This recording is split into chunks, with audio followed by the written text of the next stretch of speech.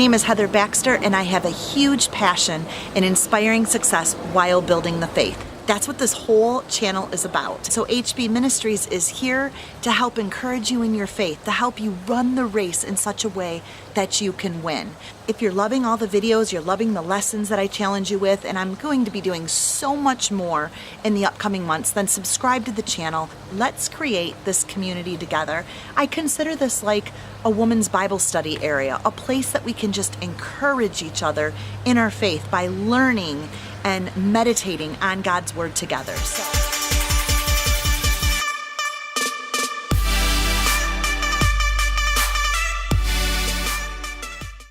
Thanks for joining me today for hero number 4.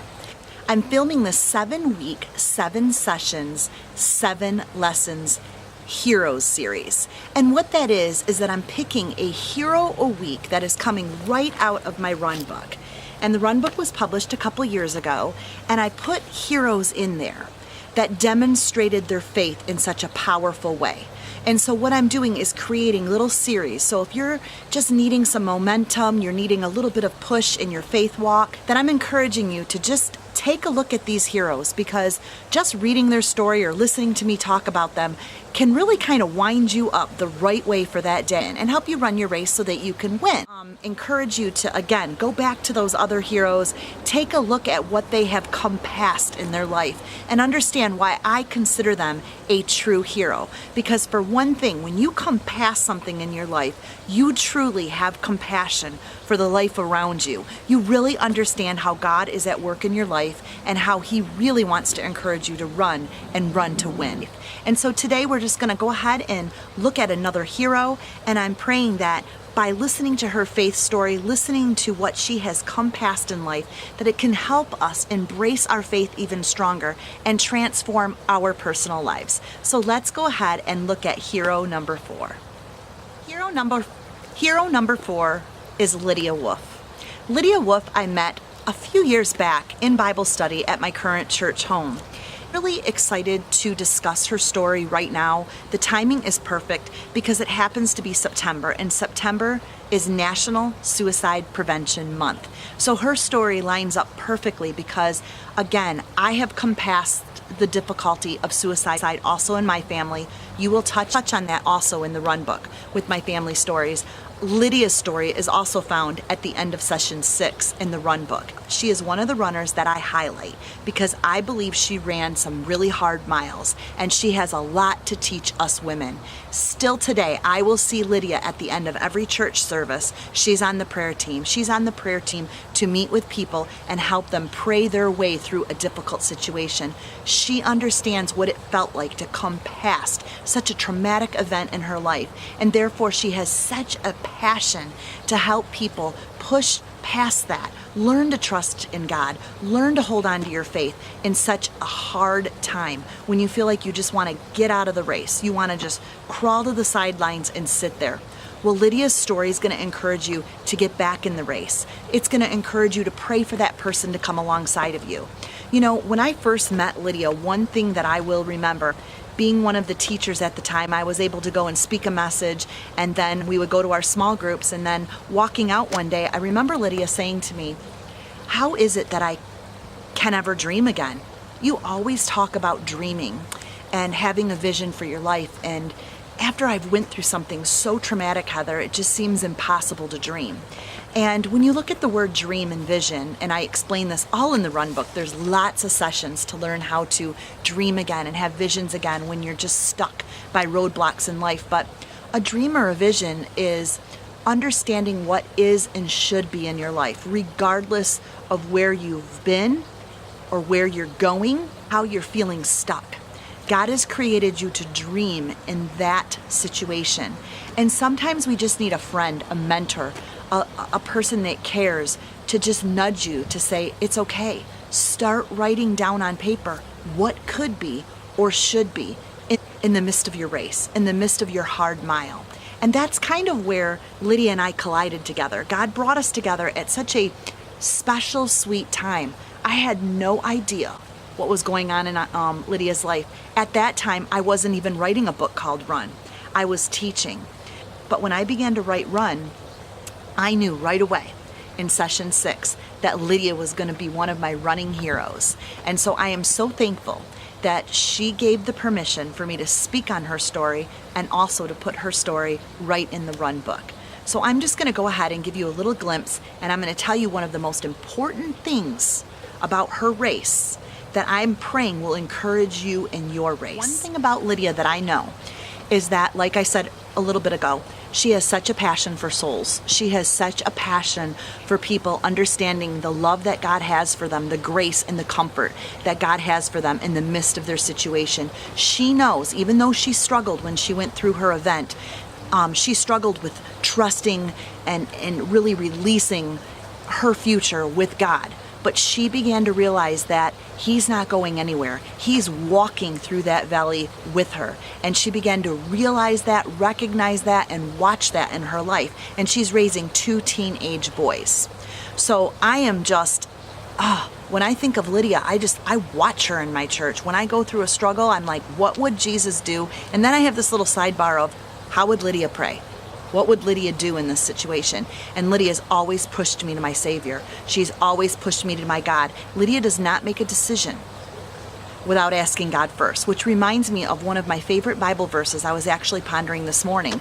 It's in Proverbs 6, verse 9, and it says, "The many plans a man will make, the many courses that we'll design in our life, we'll make so many plans in a day, but the Lord establishes our steps.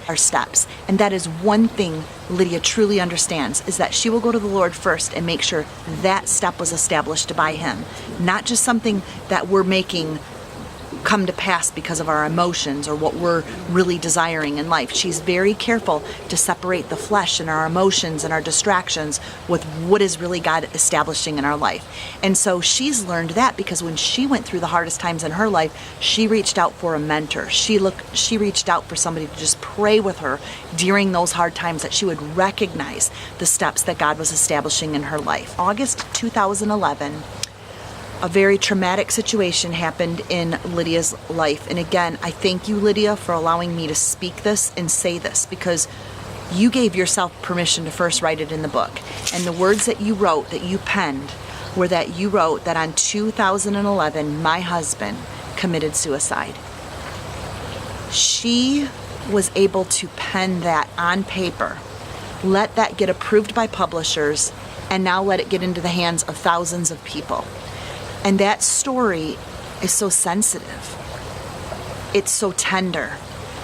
And she carries that with such a desire for God to heal anybody that's going through such a traumatic situation, that learning to trust has been really hard.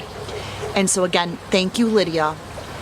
But when that situation happened in Lydia's life, she goes on to explain in the run book, in her whole page, and I'm only zooming in on a couple things, but she goes on to explain that she ran through so many emotions.